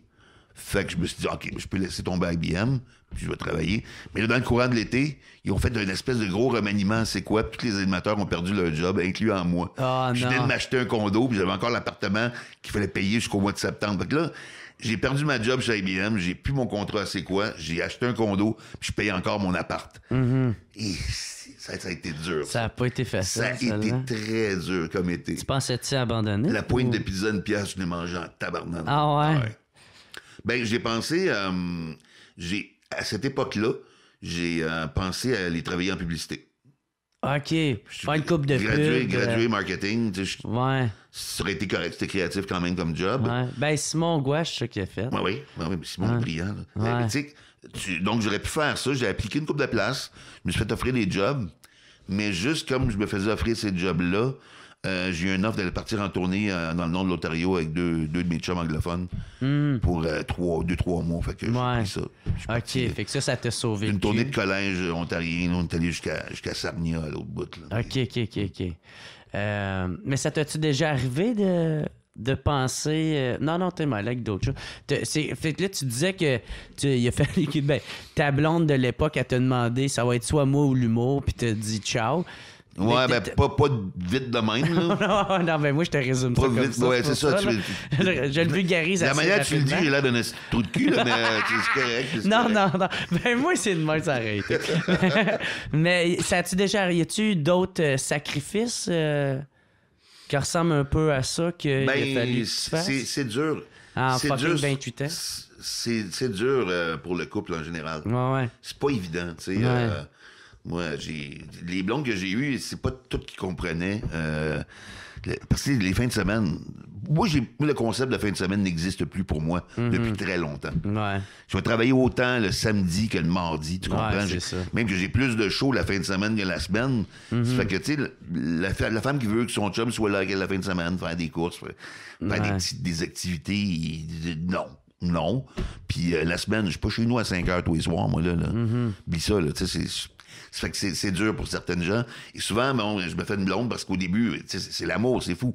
Puis là, elle me dit, non, je suis correct, ça va être cool. Je suis capable de vivre avec ça. Puis moi, je dis, tu sais, puis faut peut-être ta vie sociale à tout ton côté. Il faut qu'elle ait son cercle d'amis puis ses affaires à elle. Tu sais, parce que moi, quand je suis pas là, puis là, à un moment donné, elle t'appelle, mais t'es où? Tu reviens pas? Tu dis, oui, mais tu m'avais dit que c'était correct. Ouais, mais là, je trouve ça dur, tu comprends? Quand t'es en amour au début, tu peux te mentir à toi-même. Des fois, on est notre pire ennemi là-dedans. Parce qu'on veut tellement. Mais à un moment donné, quand t'arrives devant le fait accompli après un bout de temps, c'est plus difficile. Fait que, il a fallu que je sacrifie un peu ma vie amoureuse quelques fois pour l'humour. Ouais. Puis, mais à part ça, pas vraiment. Pas vraiment. Je pourrais pas faire un autre métier. Mais enfin, je serais incapable d'avoir un boss. Oublie ça, je serais le pire employé de la planète. Je serais une crise de la main-d'œuvre à moi seul. Puis j'aime trop ce que je fais. Ouais. J'aime trop ça. C'est trop le fun. Je gagne ma vie avec mes idées. Je gagne bien ma vie. Là. C'est le fun en tabarnane. Peux-tu imaginer mieux? C'est impossible. Ça ne se peut pas. Ouais. Moi, man, j'aime bien... ça m'aurait pas dérangé de continuer. Moi, avant, j'étais comme dans la construction. Là. Ça m'aurait pas dérangé de continuer de même. Mais ouais, j'étais pas... le problème en construction, c'est qu'il y en a des fois qui te crient après. Là. Hey, tabarnak, qu'est-ce que c'est pas ça? Va me chercher. Hey, ça, c'est Chris, d'accord. Puis moi, man, tu peux pas me crier après. Là. Je m'en crisse t'es qui. Là. Man, moi, te cogner avec la barre à clous, là, ferme ta gueule. Là. Moi, j'ai travaillé en construction aussi. Ah ouais? Mon grand-père avait une compagnie de construction. C'est mon oncle qui l'a repris après. Les entreprises La Roque à Coansville. OK. Puis quand j'avais 15, 16, 17, il me faisait travailler, mais tu sais... C'est la famille. Il me payait 2$ de l'heure. C'est ridicule.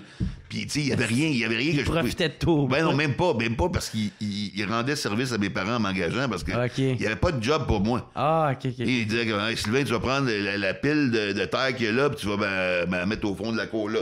Il s'en crissait de la pile de terre, lui, tu sais. Il voulait juste me tenir occupé pour pas chaud dans ses jambes. C'est tout, tu sais. Puis moi, je suis gaffeur, tu sais, de rien qu'un œil, t'as pas les distances. Je suis gaffeur au maximum. Puis là, personne ne voulait travailler avec moi dans les gars de la construction. J'étais la punition, comme, tu sais. J'étais tout le temps. Pendant que le matin, il y avait des équipes, comme 3-4 chantiers qui roulaient. Je dis, OK, Gringo, tu vas prendre Ben. OK, Paul, tu vas y aller avec Steve. Et puis Gérald, tu vas y aller avec Sylvain. Encore, allez, Serge. Quoi, Sylvain? Tu es comme, tabarnak. Comment tu te sens là-dedans? J'étais plus reject à l'école au cégep, mais j'étais reject dans ma job de construction en tabarnak. Ouais. On faisait du pavé uni dans des entrées. Si tu poses des fils, là, tu sais, sur des poteaux pour mettre ça au niveau, je m'enfargeais dans tous les crises de fils. C'était impossible. J'étais un cauchemar. C'était vraiment un boulot pour les... j'étais un cauchemar. Ah ouais. Ah, man. Puis des fois, je regardais juste il faisait des trottoirs. Ouais. Il faisait des trottoirs, puis quand le trottoir était fini, puis il était pas encore sec, il me disait, bon, Sylvain, tu vas checker le trottoir. jusqu'à 9h la soir. Et puis j'étais payé 2 piastres de l'heure pour checker un petit trottoir qui séchait. Personne qui écrive son nom dedans. C'était des jobs de marde, là, tu sais, là. Des flagman sur un pont qui réparait des joints de pont entre Cowansville et Granby. Moi, je suis flagman le matin. Et il y avait comme 1 kilomètre de voiture bumper à bumper. Dans le bout de Granby, ils sont pas habitués aux embouteillages. Là. Le monde avait zéro patience. Là. Je me faisais chier. Je me faisais envoyer chier toute la journée. Ah, chier, calice! Truc de cul! Toute la journée, c'était ça. C'est jeune tabarnak! Des jobs de merde. J'ai été boss-boy chez Giorgio aussi. Ah ouais? Ça a été une belle époque. Ça a duré 2 mois. Ah ouais? J'ai travaillé au vestiaire sportif. Vendre des sneaks. Sauf que moi, je suis zéro sportif. Et je connais fuck all les sneaks. OK? J'étais les espadrilles, je connais rien. Fait que j'étais là avec mon petit chandail d'arbitre, tu sais. Le monde voulait acheter des sneaks. Mais moi, je connaissais rien. Tu sais, mais je l'ai pas dit au boss que je connaissais rien. Il était pressé de m'engager, il m'a engagé. Mais... Fait que peu importe le sport qu'il faisait, moi, je conseillais tout le temps des Adidas Stan Smith. Ah ouais? Moi, je vais faire du basketball. Ouais, Stan Smith. On va faire de l'escalade. Stan Smith. Je suis sûr que j'ai tué du monde. On va pas escalader une montagne avec des Stan Smith. T'es mort, c'est sûr. T'avais aucun sens, mais ça a duré une couple de mois. J'ai pas été un employé modèle dans ma vie, moi. Moi, j'ai déjà eu une job, genre, je pense, 15 minutes. Ah oui? C'était quoi? C'était, nous autres, à Gatineau, on a... C'est les aliments Martel. C'est comme genre tu fais des sandwichs là, pour les dépanneurs puis tout ça. Ah oui. Puis tous les jeunes quasiment ont passé par là, tu sais. C'était une petite grosse usine. Puis moi, c'était dans le temps que j'essayais de me reprendre en main. Je voulais arrêter de vendre du pot. Puis, tu sais. OK, ça c'était... Ah ouais. Tu voulais changer de job. Ben, non, je voulais juste pas me faire pogner. Bureau de chômage, je te dis la marijuana, c'est ça aussi. Non, ça, tu sais, j'avais comme 15-16 ans, tu sais. Puis, fait que là, j'arrive à la place, il y a le gars qui m'explique l'usine, là, qui me montre les lieux. Puis là, je vois le monde qui travaillait. Puis, tu sais, il n'y a pas de sous-job, il n'y a pas de sous-métier, mais... Non. Mais j'ai ça regardé, puis j'étais comme, hey man, je veux pas être ce style de loser. fait que là, je fais, hey, je vais aller à la salle de bain. Puis là, à la salle de bain, moi, je pensais qu'il y avait une fenêtre ou de quoi que j'aurais pu sortir par là. Mais il pouvait pas parce que les fenêtres n'ouvraient pas. Puis là, j'essayais de sortir par la porte d'entrée, mais il fallait une clé pour pouvoir y aller. Fait que là, moi, j'étais obligé de retourner voir le gars. Il fait, ça a pris 20 d'autres temps. Je suis comme, ouais, ça t'offre pas de job, je vais m'en aller chez nous.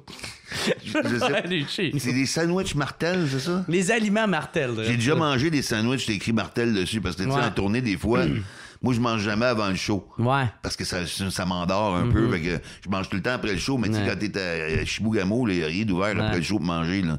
Fait que c'était un sandwich de dépanneur. Ben, c'est ça. Un cas de sandwich de dépanneur de tournée, ça m'est arrivé quelques fois, ça. Fait que dis-toi que sûrement des jeunes calices qui ont fait des sandwichs. Le sandwich a été fait de place sous les fenêtres de la salle de bain ou pas. Ouais. Une prison. Mais bref. Ouais, ça, tout à l'heure, on parlait que t'as eu des bouts rough justement quand t'avais quitté ta job. Puis, est-ce que ça t'a déjà arrivé après ça, mettons, de penser peut-être abandonner ou de faire... Non. Oh non, ça t'a jamais venu à l'idée? J'ai eu un peu d'anxiété au début, mais c'est normal, parce que t'es pigiste. Tu sais, la vie de pigiste, tu t'habitues, tu sais, tranquillement. Ouais. C'était sécurisant. Tu sais, moi, je suis un être assez anxieux à la base. Ouais. Fait qu'au début, j'étais comme, tu vas gagner de ma vie, vas-tu être capable, tu sais. Puis je m'inquiétais tout le temps pour dans 6 mois, je vais-tu être correct, tu sais. Ouais. À un moment donné, au bout de 10 ans, je me suis dit, ben non, je suis tout le temps correct finalement, puis je me suis plus inquiète. Ouais, c'est ça. Mais au début, c'est sûr que c'est rough. Là, tu poses des questions parce que c'est pas clair. Mais non, j'ai pas eu de bout rough. J'ai des bouts rough émotivement, des fois, oui, mais lié à la job, non. OK, c'était plus la vie personnelle. Ouais, la vie personnelle, des fois, c'était plus rough un peu, mais c'était... OK. Puis... ouais, c'est ça. Mais c'est ça, ça jamais que ça t'est arrivé de faire comme hey man, Non, jamais abandonné parce que anyway, j'ai toujours écrit ou pensé d'abandonner, tu sais. Ben non, j'ai toujours écrit et joué. C'est ça. Je fais 2 métiers en même temps. Mon gros drame à un moment donné, ça a été ça. Je fais de l'anglais, du français puis de l'écriture. OK? C'est 3 carrières. Et tu sais, tu peux être le meilleur dans une affaire, mais tu peux pas être le meilleur dans 3 affaires. Ouais, hein.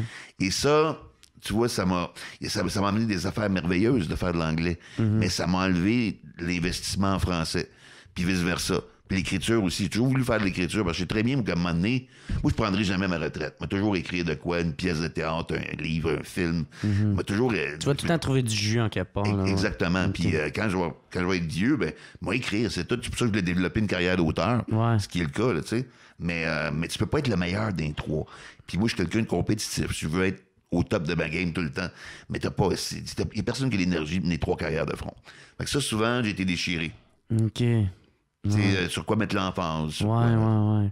Au début, tu voulais être plus auteur ou humoriste? Humoriste Ça a tout le temps été humoriste. J'ai pas fait le cours d'auteur. J'ai fait le cours d'humoriste à l'école d'humour, moi. Okay. Mais l'année que je suis arrivé, il y avait beaucoup de talent, là. François Morancier avait déjà fait un gala, Jean-Michel, puis il y a gars avait fait de l'impro, puis il y en avait qui avaient fait du cirque, tout ça. Moi, je sortais des HEC, man, j'étais straight, j'étais comme... Ouais. J'étais pas là encore, là, tu sais. Ouais. Et ça m'a pris beaucoup de temps, puis même encore aujourd'hui, je travaille là-dessus, à développer mon personnage de scène. OK. Ah ouais. Avec toutes ces années-là, t'es encore en train de... Je suis encore en train de le trouver. De le nailer. Je l'ai, grosso modo, je l'ai. Mais c'est ça la différence. C'est ça la différence entre un humoriste puis un comique. Ouais. Je pense, tu sais.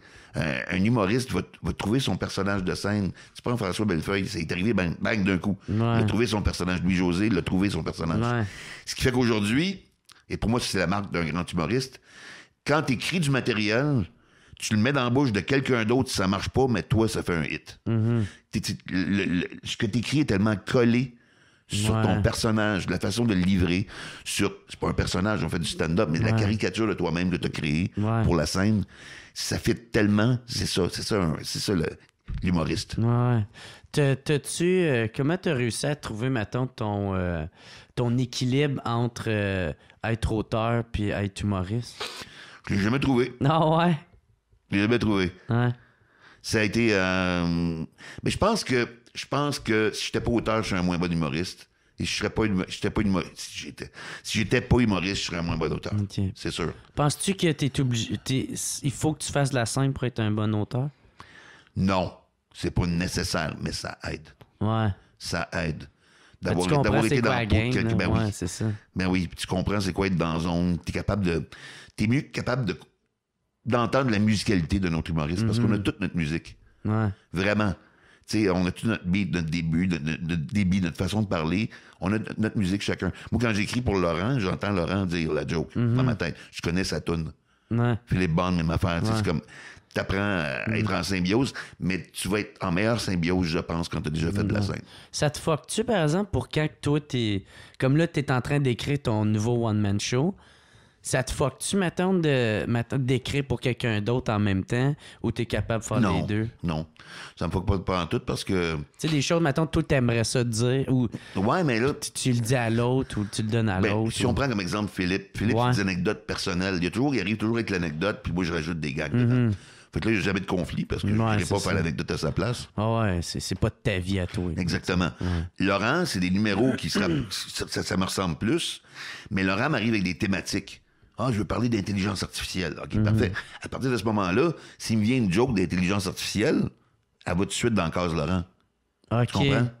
Mais ça, tu trouves pas que ça l'empiète sur... Pendant tout, j'ai pas les mêmes thématiques. Ah, OK, fait que toi, tu voudrais pas parler de ça, genre? Ben, j'aurais peut-être aimé ça en parler, mais vu qu'il a décidé d'en parler en premier, je vais l'aider là-dedans. OK. Il faut que tu aies cette générosité-là aussi, là. Ouais, c'est ça, parce que moi, ça serait non. Moi, ça... Tu sais, s'il y a de quoi que... Ben, je pense que c'est peut-être pour ça aussi que je suis comme trop collé à mes affaires, là. T'sais. Ben, ça se peut, mais je sais pas. Moi, je pense que au début, c'est plus tough, peut-être. Tu sais, quand tu sors de l'école, t'as 10 minutes de matériel, là, si t'entends quelqu'un qui fait une joke vaguement un peu comme une des tiennes, tu capotes, là, tu sais, là. Chaque joke, tu fais, non, c'est à moi, c'est la meilleure, puis c'est à moi, tu sais. Mais à un moment donné, après 20, 25, 27 ans, tu fais comme, ben, à un moment donné, écrire d'autres. Est-ce que quand t'écris pour quelqu'un, on parle d'un humoriste, est-ce que tu y prends tout le temps de la même façon? Non. Ou chaque humoriste est unique, genre? Chacun est unique, chacun a sa façon de fonctionner. Avec Laurent, c'est beaucoup de brainstormer. On se fait souvent des déjeuners causeries. Même qu'on n'a pas de show à écrire, moi et Laurent, on va aller déjeuner ensemble régulièrement, aux semaines ou 2 semaines. Moi, c'est souvent... on se parle, échange de bons services, on se parle de nos thématiques. Mais c'est souvent là que ma tante, c'est plus enrichissant pour moi. Tu sais, de juste faire comme, hey, juste cette idée-là, puis là, je pense à ça, puis telle affaire. Ah, c'est drôle, tu devrais peut-être parler de ça. C'est ça, on échange de même. Puis, mais quand il y a un gars là qui s'en vient, ben là, on travaille sur son gars. Si j'ai de quoi, on travaille sur mon affaire aussi. Mais, donc, ça va comme ça. Philippe, mais avec Laurent, je pars avec des devoirs. Tout le temps. Rentre chez nous, mettons l'intelligence artificielle, on a fait un brainstorm général. Après ça, je pars pour faire le premier jet. Comme le dernier gars-là que Laurent a fait, l'avant-dernier, c'était moi, Simon Delille, Laurent, qui écrivait. Puis là, on se réunissait, Simon partait avec une thématique, moi je partais avec une thématique, Laurent. On faisait le premier jet, après ça, on se le passe. Comme ça, tu sais. Puis on bâtit le numéro comme ça, généralement. Tandis qu'avec Philippe, j'ai jamais travaillé chez nous pour le show. On se rencontrait 1 ou 2 fois semaine, puis on riait comme des caves au Toi et moi café sur Laurier, puis je prenais des notes, puis les anecdotes se bâtissaient comme ça. OK. Puis lui, il te racontait des... Il me racontait des affaires, je notais, puis je rajoutais des gags au fur et à mesure, on les trouvait ensemble. On les trouvait ensemble. C'est beaucoup comme ça que je travaille avec Philippe. C'est une dynamique complètement différente de Laurent. Je sais que Louis C.K., lui, comment il fonctionnait, je ne sais plus si c'est tout le temps de même, mais je sais qu'à un moment donné, c'était de même qu'il fonctionnait. C'est que lui, il avait juste besoin de quelqu'un de confiance pour lui dire si c'est drôle ou c'est pas drôle, tu sais. Lui, il écrivait de même, puis à un moment donné, il fait « Hey, telle affaire, Puis là, l'autre, il riait. OK, c'est bon. Fait que lui, il gardait ça. Puis il partait. Tu sais, genre, le gars, il est dans son monde. Oui. Ça se peut. Il y en a qui disent que Norm Macdonald, le premier show, il est arrivé avec 1 heure d'écrit déjà. Là, Ah ouais? La première fois qu'il est monté sur scène, je sais pas si c'est une légende, là, mais tu sais. Ça dépend des façons de fonctionner. Il y en a qui fonctionnent beaucoup par l'impro aussi. Tu sais, souvent, qui c'est qui me disait ça? Ils arrivent sur scène, ils n'ont pas encore trouvé le punch à leur affaire, mais ils le trouvent en le faisant. Tu sais. Didier Lambert a une façon de fonctionner qui est différente aussi. T'sais, on a toute notre approche, mais t'apprends en tant qu'auteur à te calquer sur la façon de fonctionner qui va servir l'artiste que tu travailles. Qu'est-ce qui est le plus valorisant pour toi? À recevoir, ma tante, un trophée comme auteur d'un numéro que tu as écrit qui a vraiment bien fonctionné, ou ma tante de t'écrire un numéro à toi qui marche vraiment bien, mais qui gagne pas d'Olivier? Les deux, à peu près égal. Ah ouais? À peu près égal. Je te dirais, ouais. Les Olivier, ben j'en ai gagné. J'en gagne plus de ma vie. Ouais, t'en as gagné 6 d'auteurs, puis un Gémeaux. Puis un Olivier pour le show de l'année aussi. Ouais, c'est ça. 2010 aussi, pour un Gémeaux. Le Gémeaux, c'est pour un gars et une fille, ça fait longtemps. Là. Ouais. Je suis en train d'écrire d'autres séries télé, là, par exemple. Peut-être aller en chercher d'autres un jour. Mais ça, un gars et une fille, c'est une belle expérience pour moi, ça. J'étais un des auteurs. Puis aussi, Guillaume Lepage m'a confié l'adaptation anglo de la série. Mais tu vois, le fait que je fasse de l'humour en anglais pas en français, ça m'a aidé, là. Parce que tu donnes pas une série humoristique, tu donnes pas ça à un traducteur. Tu donnes ça à un humoriste bilingue, sinon il va fucker le timing. Il va fucker. Fait que les 136 épisodes de Gun Fille, c'est moi qui les adaptais en anglais, puis ils ont été vendus dans 35 pays. Ça, c'était le fun en maudit, ça. C'est une belle affaire qui m'est arrivée. Ouais. Guy Lepage m'a toujours beaucoup aidé dans ma carrière depuis le début. Ah ouais? Il y a des gens comme ça qui sont importants. Puis, mais il y a tu remercieras jamais assez. T'sais. Il y a un gars, une fille, mais quoi d'autre qui t'a bien aidé? Ben, il m'a pris dans son film, Camping Sauvage. Moi, j'étais content. C'est le seul rôle que j'ai joué au cinéma. Puis j'ai ri avec les autres caves qui étaient motards, avec Yves Pépeltier, Emmanuel Bilodeau, puis Réal Bossé, puis on a ri. Là. C'était écœurant, Louis Champagne. Fait que on s'est amusé. Puis tu sais, j'ai même pas auditionné, là. Il t'a juste pris de même. Ouais, tu viens, t'as le rôle. Ça a été ça. Puis après ça, je travaille encore avec lui ces temps-ci sur une autre affaire qu'on écrit ensemble dont je peux pas parler. Puis j'ai écrit des textes pour lui aussi pour l'animation du 375e anniversaire de Montréal au Centre Bell. J'ai écrit pour lui là-dessus.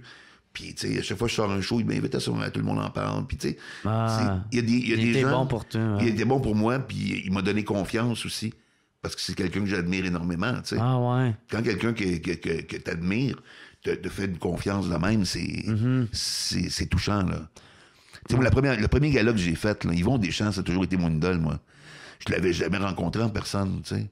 Le premier gala que j'ai fait en 95, je suis là avec mon petit numéro, puis je suis sur scène, la répétition au Saint-Denis 1, 2200 places vides, là. Juste des techniciens avec leur caméra, personne rit, tu fais ton texte pour les caméras. Fait que j'étais super insécure, c'est le soir même du gala. Ah ouais, là. Personne riait ou... Ben non, les techniciens sont là, ils checkent leurs angles de caméra. c'est ça, il y a personne ils sont 8 dans dans la salle, c'est 2200 places vides. Ouais. Fait que là, c'est Yvon Deschamps qui animait le gala. Ouais. Et là, je faisais mon numéro pour eux autres. Ouais. Puis Yvon Deschamps, je l'avais pas vu, là. Je faisais mon numéro, puis à un moment donné, j'entends le rire d'Yvon. Ouais. Puis je regarde à terre, puis il est dans l'escalier. Puis il est assis, puis il rit de mon gag. Ouais. Man. La patate a dû te lâcher, là. Ah, écoute, j'aurais pu mourir, là. Ah ouais. Ah, c'est écœurant. Puis le soir du gala, c'est mon tour d'embarquer sur scène et je suis fucking nerveux. Je suis derrière la porte qui lève pour monter sur scène, tu sais. Ouais. Puis il vient me présenter, puis il dit, mon prochain invité, il est nerveux, là. C'est un jeune, son premier gala, puis... C'est quoi son nom, donc? Il a fallu qu'il retourne dans la coulisse. Et moi, je mourrais en arrière de la porte. Non. Tu sais, c'est comme ton énergie est là. Oh, fuck. T'es en train d'être craqué. C'est ça, là. Ça a été... Mais ouais, ça, c'est un des plus beaux jours. T'as-tu fait un gag là-dessus en rentrant? Ben non, je prenais pas de chance. Non, tout, t'y allais safe. Non, ouais, tu jouerais safe à ma place aussi. Si t'avais été là. Hey, tu veux pas fucker ton premier gala, là. C'est sûr. Mais oui, mais ça m'a amené tellement de belles choses. Tu sais. Ce métier-là, c'est magnifique. Ben oui. Ouais, tout à l'heure, je parlais de, mettons, c'est ça fait longtemps que tu fais ça. Mettons, l'arrivée de les réseaux sociaux, fait comme une montée du politiquement correct. Comment tu moi, vois c'est ça drôle parce que aujourd'hui? je suis un peu à contre-courant là-dessus. Tu sais, j'ai toute ma carrière, j'ai fait des beaux textes, bien ficelés, pas déplacés. Mais le prochain show, il va être pas mal plus trash. Ouais. Je suis pas mal plus trash que je l'étais parce que je suis tanné. Je suis tanné de me plier à un certain conformisme. J'ai envie de dire ce que j'ai d'un trip, tu sais. Ouais. Puis ceux qui même me suivent ces temps-ci, il y a des shows que j'ai faites, il y a des gens qui ont été offensés, là. J'étais à Chibougamau il y a peut-être 6 mois de ça, puis je faisais mes jokes, puis ça marchait, là. Puis les gens hurlaient de rire. Il y a un monsieur qui s'est levé. Il dit, vous êtes trop noir, monsieur Larocque. Vous me décevez. Il est sorti avec sa femme. J'ai fait, Chris. Il y a des très bons billets pour Guy Nantel de disponibles, monsieur. Ah, mais écoute, là, c'est comme... Il y a des gens qui le prennent mal. Je suis pas devenu trash, mais je suis beaucoup plus croustillant que je l'étais. Ouais. Ça, penses-tu que ça... c'est comme un début de ça ou... parce que si tu dis que... Je ne sais pas où ça va m'amener. Ouais, c'est ça. Je ne sais pas où ça va m'amener. Penses-tu comme une nouvelle image à reconstruire? Non, ou, c'est pas une... C'est moi. Ouais. C'est juste préciser mon personnage de scène en partant du propos, tu sais. Ouais. Je pense que ça peut être trash et intelligent. Ouais, ben ouais. Ça n'a pas besoin d'être clean pour être intelligent. C'est ça, les gens ne comprennent pas des fois. Les gens prennent pour acquis, un tel parle de politique, c'est de l'humour intelligent. Même, il y a de l'humour politique qui est épais aussi. C'est pas... Puis ça peut être aussi clean, puis trash aussi, là, dans un sens. Pas trash, mais clean, mais offensant, tu sais. Ouais. Le monde, c'est les sujets, là. Tu sais, si tu parles d'avortement, là, puis tu sacs pas, puis t'es au bout de poser dans tes affaires, si ça y va pas avec l'opinion populaire du monde, il y en a une couple qui seront pas contents. Là, mais les gens vont se buter à un mot, tu sais. Ouais. Tu dis avortement d'un numéro, tu viens de downer la salle. C'est ça. Même si c'est très drôle ce que tu dis à propos de l'avortement, puis ça n'a rien à voir que c'est pas méchant de personne. Ouais. T'as dit le mot avortement, oublie ça, tu sais. Exact. T'as dit le mot pédophile, tu perds la moitié de la salle, tu comprends? Ouais. Mais c'est ça. Alors que l'angle pris pour parler, parce qu'on peut parler de n'importe quoi. On peut juste pas en parler n'importe comment. C'est ça l'affaire. Ouais. Et les gens s'attardent sur le sujet dont tu as parlé, pas la façon dont tu as traité le sujet. C'est ça qui est dommage. Ouais. Parce que le deuxième niveau est toujours dans l'angle. Ouais. Tout le temps. Ouais. Ben, c'est comme le numéro de la couille à Maxime Martin, là, tu sais. Exactement. C'est exactement ça. Il a réussi Classique. Son pari. Ben oui, tout à fait. Ouais, c'est ça. Tu sais, tout à l'heure, on a parlé justement ça, de ton handicap. Tu sais, toi-même, tu fais beaucoup d'autodérision là-dessus. Mais ça a-tu déjà arrivé, par exemple, que tu trouvais que ça allait trop loin, les blagues? Ou, Non. Non? Ben non. Non? Des derniers numéros que j'ai fait à Juste pour rire l'été passé pour la télé, ça a été... Je top toute l'autodérision que j'ai faite dans ma vie, là. Non, mais que les autres faisaient sur toi. C'est-à-dire que quand je me masturbe, ça me prend de la drogue du viol, sinon je me rejette, là, Chris. Rendu loin, hashtag moi non plus, tu sais. Rendu loin, là, quand même, là. Et la joke la plus méchante qu'on a faite sur mon œil, sur moi... Ouais. Au niveau de mon look, c'est Jean-François Mercier. Puis Jean-François, c'est un bon copain, Jean-François, on s'aime beaucoup. Il m'a appelé, puis il m'a dit, Sylvain, ouais, j'ai une joke que je vais faire, un animal gala, je veux savoir si t'es correct avec ça, tu sais. Et la joke, écoute, c'est méchant, c'est dark, mais je l'ai tellement ri. C'est quoi cet ancien? Parce qu'il parlait... C'est lui plus Morissette que l'idée, en fait. Il parlait, puis il disait Hey, Sylvain Larocque, c'est un bon humoriste. Puis là, Jean-François disait Hey, parle-moi-en pas, on dirait Martin Matt noyé. Oh. Hey, c'est drôle, en tabarnak, ça, là. On dirait Martin Matt noyé, tu sais, gonflé, l'œil. Ouais. Tout est là, là. Tout est là, c'est magnifique, là.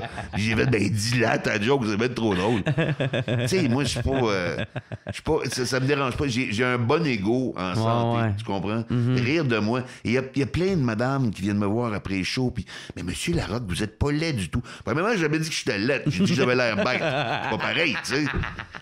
Tu sais, je sais que j'ai du charme, tu sais. Je suis pas d'accord avec moi-même quand je dis ça, mais c'est drôle. C'est drôle. Ouais. Puis ça désamorce mon air bête, tu sais. De faire l'autodérision, j'ai pas le choix. Moi, j'arrive sur scène de même, j'ai l'air d'un gars qui boit le sang d'une jeune vierge en se levant le matin. C'est ça, ma face, elle est faite de même. Je suis pas de même, je suis gentil. Ma face est de même. Fait que je suis obligé de faire de l'autodérision en rentrant pour que les gens fassent comme il est accessible, il est correct, tu comprends? Il est au courant. Il est au courant. On en rit. Et encore là, l'humour prend quelque chose de négatif et en fait un avantage.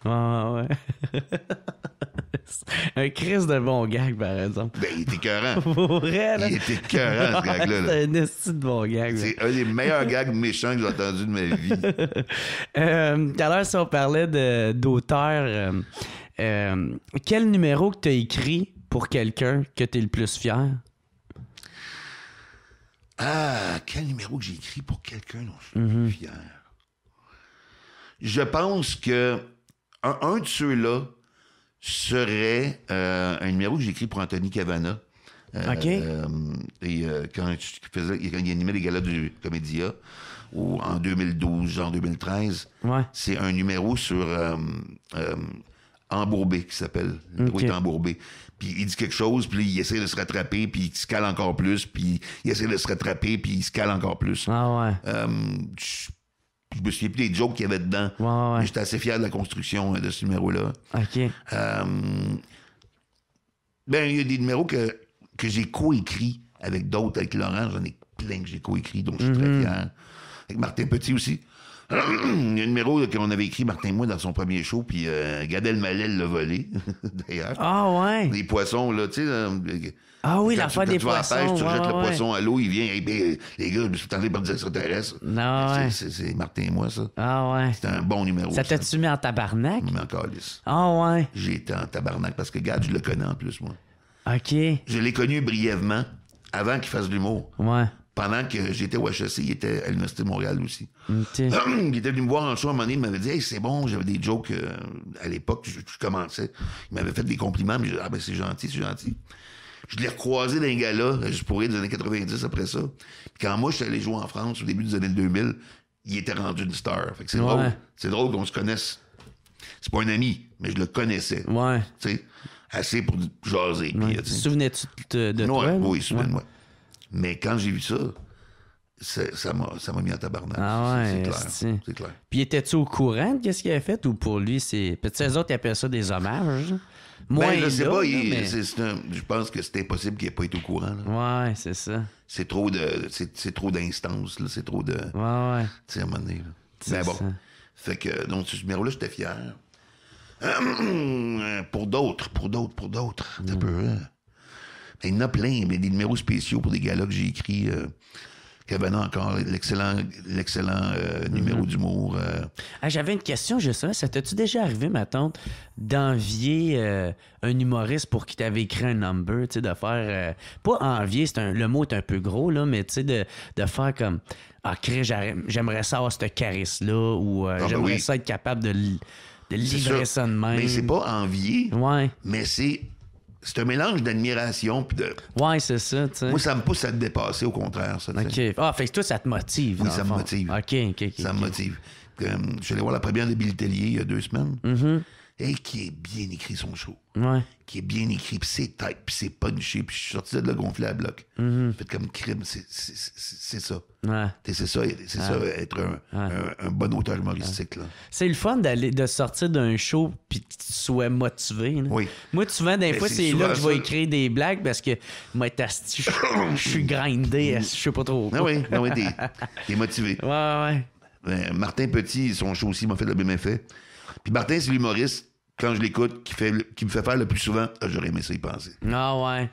C'est avec Martin, j'en ai continuellement quand j'écoute ses numéros. Ah, OK. Ouais. Ah, très cool. C'est pas de l'envie, mais c'est un peu du comment, maudit, j'aurais aimé ça que ce soit moi qui le trouve. Ouais. C'est pas contre la personne, c'est contre la situation plus. C'est ça. Ouais. Puis, ben là, tu sais, parce que je vois que le temps avance, je voulais te poser une dernière question. T'as fait aussi la co-animation des galas Grand Rire avec Claude Legault. Ouais. Ça a bien pogné. Ouais. Ça, c'était cool. On l'a ça? fait 4 ans, ouais. Ou si lui faisait le bon Dieu. On l'a fait 2002, 2003, 2004, puis 2012. Ouais. Ouais, c'est ça, à cause de l'année. Là, Ouais. Puis, ça avait crissement bien pogné, ça. Je m'y attendais pas en tout. Ah ça a ouais? bien marché. Ah ouais? Effectivement. Mais je connaissais Claude un peu. Claude est devenu un chum après ça. J'ai tout le temps le fun de travailler avec. Ben, c'est un de mes amis, c'est celui qui a fait la mise en scène des premiers, d'ailleurs, c'est lui, un ami luxembourgeois à moi qui s'appelle Jean Conan, un gars brillant. Il est arrivé, il dit, Sylvain, on a une idée, là, on a une idée, tu vas faire le diable et Claude Legault, il va faire son personnage de Dieu et on monté les concepts de même. Fait que, ils savaient déjà aussi qu'ils s'enlignaient, les autres. Là. Okay. C'est lui qui a eu l'idée de nous réunir là-dedans. Ouais. Fait que, toi, tu travaillais ces textes là-dessus? Oui. Ouais. T'es script éditeur. Ouais, OK. Puis, t'as dû t'en faire bien parler de ça. Là. Beaucoup. Parce que ça sacrément, ça jouait à Canal D, la tour de bras. Là. En région, là, le monde m'en a beaucoup parlé. En ville, un peu moins. Ouais. Mais le Canal D en région, des reprises, ça finissait plus. Effectivement, m'a fait beaucoup parler. Puis c'est arrivé aussi que j'ai eu du monde qui sont venus me voir comme des shows, puis qui disaient arrêtez de parler contre Jésus, puis Ah ouais? Des religieux. Ah ouais. Des fanatiques un peu intenses. Là. Ouais. Est-ce que j'ai haï ce monde-là? Hein? Je comprends tout simplement pas ce monde-là, mais bon. Donc je me suis un peu écœuré avec ça, mais ouais, ça. Ben en fait, c'est ça, avec mon premier one-man show, Tueur à gag, c'est ça qui m'a mis ça à la map. Ça. OK. Puis mon deuxième gala, un numéro sur les noms de famille aussi, qui m'a mis ça à la map à l'époque. OK. Mais je sais que t'as un number sur la langue française. Ouais, ça, c'est mon avant-dernier show. Ouais, qui a genre 1 million de vues sur YouTube, là. Je sais pas si tu savais. Non? Ouais, c'est ça. J'ai vu ça tout à l'heure. 1 million? Ouais. Tabarnak. Ouais. Fais voir ça. Félicitations. Non, mais on peut inviter les gens à ma page Facebook. Public, Sylvain Larocque humoriste, ça autant de liker ça. Ben ouais, ça... Parce que je réalise de quoi. Ouais. Tout le monde plug toujours les affaires Facebook. Je plug jamais rien, moi. Ouais. C'est la première fois que je plug ma page Facebook à soir. Ouais. Aujourd'hui. Puis le fait, c'est que j'ai essayé de taguer ta page, mais j'étais pas capable. J'ai jamais fait que j'ai tagué ton compte personnel, là, mais... Ah, c'est bien bizarre, ça. Ouais. Mais j'ai essayé genre comme Sly Larocque, tu sais. Puis finalement, ça n'a pas plus fonctionné. Mais c'est Sylvain Larocque humoriste. Ouais. Non, je sais, mais t'as comme une petite abréviation pour aider encore plus. Tu mets à commercial, SY Larocque. Ah, ça se peut, ouais. Puis ça a carrément pas fonctionné. Mais tu vois, regarde, les réseaux sociaux, tu me parlais des réseaux sociaux. Puis, le fait que les humoristes sont là-dessus, beaucoup, la nouvelle génération. Mais j'ai décidé de prendre un cours. Ah ouais? À l'INIS.